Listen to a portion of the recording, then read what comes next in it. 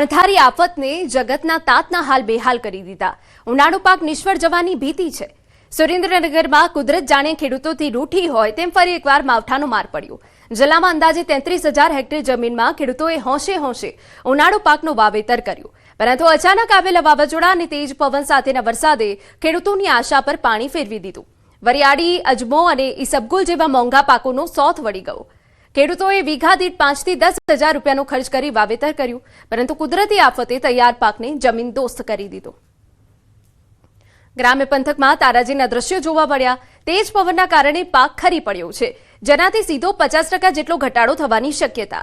અગાઉ શિયાળુ પાકમાં પણ માવઠું સહન કરી ચૂકેલા ખેડૂતોને ઉનાળુ પાકમાં આશા હતી, પરંતુ વાવાઝોડાએ જગતના તાતને બેહાલ કરી દીધો છે। ખેડૂતોની માંગ છે કે જે કંઈ પાક બચ્યો છે તેના સરકાર દ્વારા પૂરતા ભાવ આપવામાં આવે। જો સરકાર તરફથી કોઈ મદદ નહીં મળે તો દેવાના ડુંગર તળે દબાયેલા ખેડૂતો માટે પાયમાલ થવા સિવાય કોઈ રસ્તો નહીં બચે।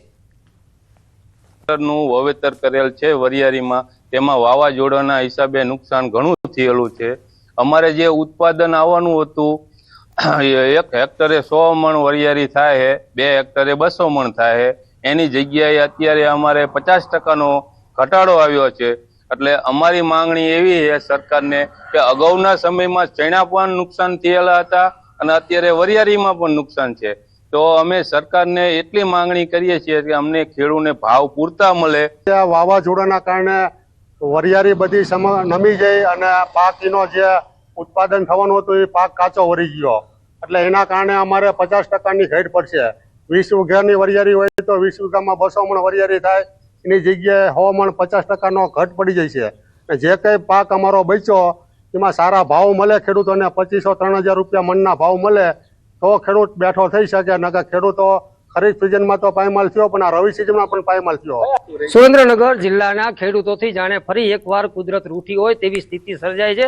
શિયાળુ પાકના વાવેતરમાં માવઠાના મારથી જગતનો તાત માંડ બેઠો થવાનો પ્રયાસ કરી રહ્યો હતો ને ઉનાળુ વાવેતર છે મોટા પ્રમાણમાં કરવામાં આવ્યું હતું, જેમાં ખાસ કરીને વરિયાળી સહિતના જે પાક છે એનું કુલ અંદાજિત જે વાવેતર છે 33,000 હેક્ટર કરતા વધુ જમીનમાં આ વાવેતર કરવામાં આવ્યું હતું। પરંતુ તાજેતરમાં જે કમોસમી વરસાદ અને વાવાઝોડું આવ્યું છે તેમાં વાવાઝોડાના કારણે ખાસ કરીને વરિયાળી અને અજમાનો જે પાક છે એનો સંપૂર્ણપણે છે એ સોથ વળી ગયો છે। વરિયાળીનો પાક આડો પડી જતા ઉત્પાદનમાં ખેડૂતોને અંદાજે 50%થી જે છે વધારે ઘટાડો નોંધાય તેવી શક્યતા છે। ત્યારે ફરી એકવાર જગતનો તાત છે કુદરત સામે લાચાર બની ગયો હોય તેવી સ્થિતિ સર્જાય છે।